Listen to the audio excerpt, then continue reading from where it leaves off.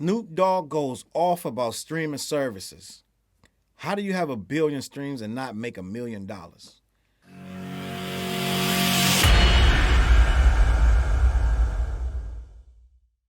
What up, where's your boy Challz Brown back again talking facts? Hit the like button, hit that subscribe, hit that notification bell. So let's talk about it. These streaming services are paying dudes less than a penny for these streams, bro. Like you're getting a third of a penny and you can't really eat off these streams. You got a tour.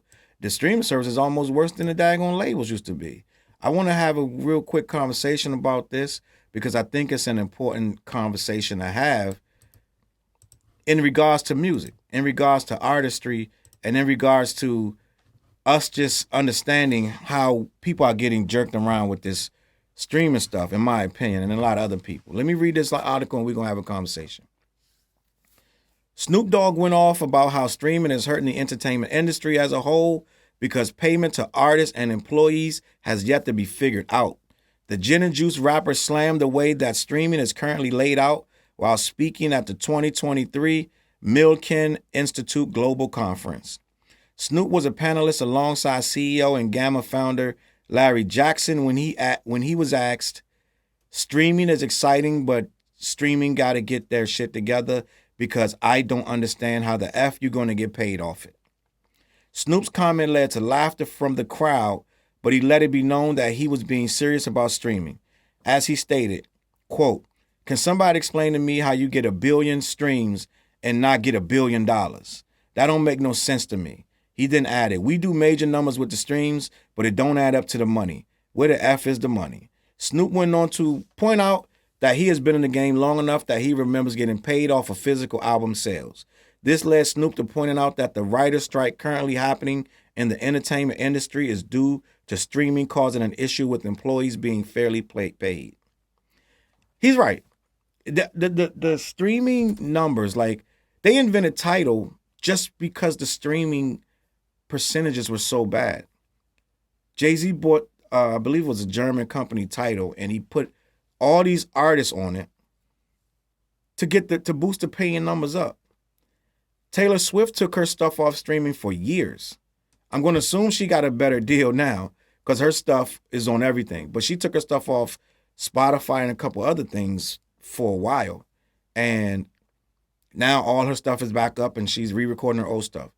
But these artists are not making a good living. At one point, I believe I heard that some of the artists, like some of these people can renegotiate their terms, but most of them are not getting. I heard at one point, let me see if I'm correct with this. I'm going to do this off memory, but I would believe that 1 million streams was equaling like $5,000, something ridiculous. Let me look that up to be sure. But I'm almost certain. So let me look this up. Oh, it's like 4,000. So it says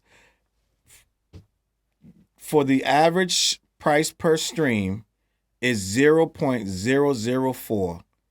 So that's $4 for every 1,000 streams, 4,000 for every 1,000,000 streams. So you're getting $5,000 for 1 million streams. Now, you know how many ways that got to go? How much slices of pie they have to slice? It's no way to really eat off of that when you making all this money. And he's right. If you're not getting at least $1, right? Not saying you're supposed to get $1 stream, right? There's a lot of rampant faking of numbers in the music industry as well. A lot of people have figured out ways to boost the numbers up. A lot of these labels are acting like regular old artists, and they're boosting the numbers because the numbers look better when it's a lot of them, so more people will go listen to it. If you drop an album and you're supposed to be a major star and your album sales are lackluster, then it seems like you flopped. When you seem like you flopped, the kids and the consumers and everybody else look at you as a failure. So they don't want to listen to your music because they feel that no one else is listening to it. It's not like it used to be where you can build up a audience and slowly work a record. You come out and you go from 20,000 units or whatever sold, and you work the album for a year and a half, and you're up to 1 million because you just relentlessly work. People don't give you the time to do that no more. Some people stick with you, but for the most part, they don't give you the time to do that. They want the first week sales. Academics is posting first week sales, and by then they're calling you a L, you're a flop. Da, da, da.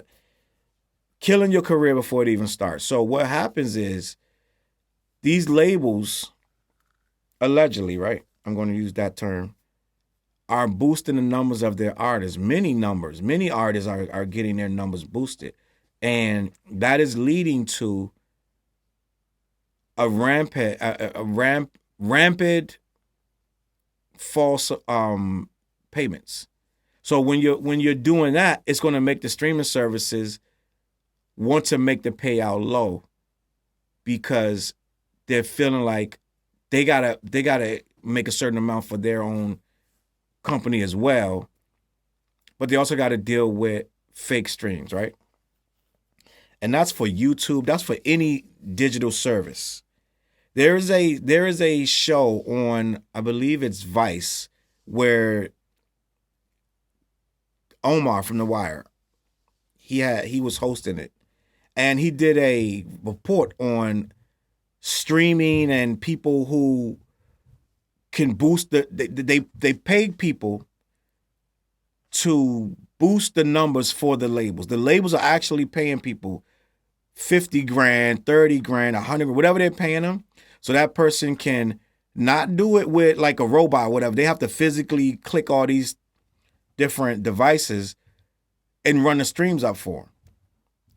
That's so they can get in playlists and things like that. And what'll happen is that'll get them more real streams because they seem to have all these, for lack of a better word, fake streams. And that's how the algorithm works. It's like, if you're not getting played, the algorithm isn't going to put you in more playlists. They're going to keep you in less. So they have to pump up those playlist numbers to get into more playlists. It's a weird cycle of nonsense. And what Snoop is saying is, screw all that. I don't want to be dealing with all that. I just want a fair shake. We can't make a living off this without faking numbers and streaming numbers and all this goofy stuff. We make real legitimate numbers over here. And I think he really just getting into this now because he bought Death Row, and it's starting to really hit home that, yo, you bought all this music and this ain't going to make no money when it go to stream.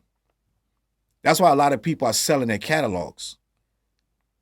A lot of people are selling their catalogs. If you're paying attention, right?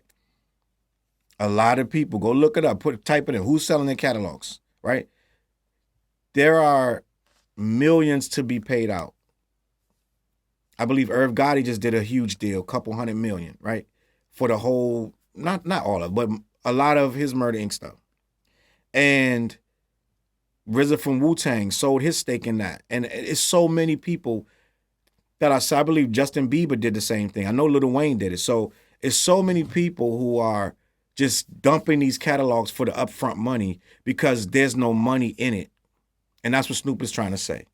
So the simple fact of the matter is, yeah, they can eat off of it, but even if you fake the streams, it's still not enough money as to what they're paying to create the music in and of itself. People are putting millions into home studios, like Snoop and people like that. They're getting home studios. They digging out their basement and just making this gigantic studios that's pulling all this electricity. And it takes all this money to run it. Then you got to pay for features and this and that, blah, blah, blah. Who was it that wanted to feature? It was The Game. I believe The Game had a feature from, was it YoungBoy? 100 grand. He wasn't going to make that money back, so he didn't pay the money and he took the feature off. So it's like you can't even get what you need because you need these features. But you can't get them if you're going to make 5 grand back. And that's the problem. If you're going to make 50 grand off something that you paid $100,000 for the feature, then you got all these producers, all these different people, hands in your pocket. It's no way you can make a good living off of it. So the streaming services are going to have to start to renegotiate because a lot of people are going to start figuring out a way around it or a way to beat them, right? They're going to start cheating them. They're going to start doing all kind of stuff that's not going to be conducive rather than working out something fair for everyone involved. The streaming services are where the labels were at one point, where they had all the power. They were selling CDs for $20. We were going into the store buy $19.99 a CD, right? And they were giving the artists 7 cents. Look it up. They were giving the performer 7 cents off each record, a $20 record. They ate really good. They took a lot of trips to Cabo. They did a lot of stuff. Ate a lot of steak, lobster. They had a lot of beautiful cars, a lot of cocaine. So it was a whole lot going on. That has died down. There's been a lot of layoffs at the label. A lot of things have changed when streaming came along. But streaming, just like Napster and everything else, going to get tamed at some point. People are going to figure out how to tame it. Let me know what you think. Is streaming about to ruin it for everybody, or will we find a way to make it beneficial for everyone involved? CLBMG.com. I'm going to catch y'all on that flip side. Peace. CLB.